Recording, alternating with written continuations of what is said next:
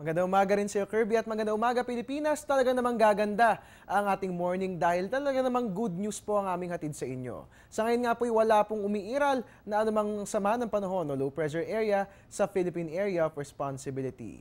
Ang tanging weather system lamang po na nakakaapekto sa ating bansa, ito pong tinatawag natin na tail end of a cold front na partikular na umiiral sa extreme northern Luzon. So dahil po sa nasabing weather system, asahan po natin na dyan po sa Ilocos Region, ganun din po yan sa Cordillera, Cagayan Valley, Central Luzon. At dito po sa atin sa Metro Manila, asahan po natin ng partly cloudy skies na may isolated light rains, habang ang natitirang bahagi naman po ng ating bansa, walang dapat alalahanin dahil maaliwalas na panahon ang ating mararanasan maliban na lamang po sa isolated rain showers and thunderstorms. Ngayong araw, it's best to bring your rain gear lalo pat madalas sa mga pag-ulan tuwing hapon o gabi. At yan nga po nga asang naging panahon ngayong araw ng Martes, November 26. Magbabalik ang ating ulat panahon makalipas ang isang paalala.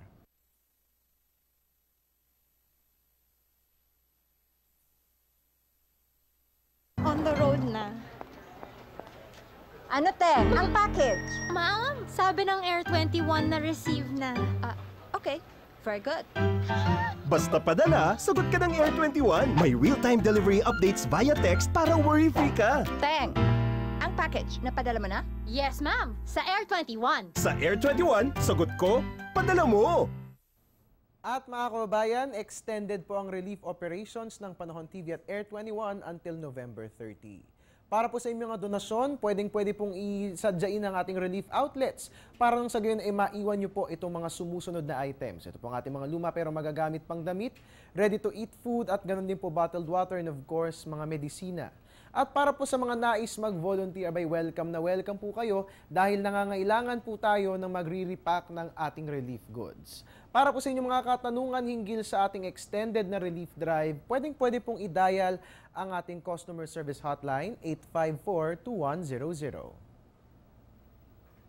At yan po muna ang latest mula rito sa Pag-asa DOST. Para nga naman mag-update tayo palagi sa lagi ng ating weather, please like our Facebook page, Panahon.tv, or you can also follow us on Twitter at Panahon TV, and of course, welcome lahat sa ating website na www.panahon.tv. Antabayanan na rin po ang susunod kong ulat panahon mamayang alas 10, dito lamang po yan sa Telebisyon ng Bayan. At your service po new weatherman, Ari Bayona, sama-sama sa pagbangon.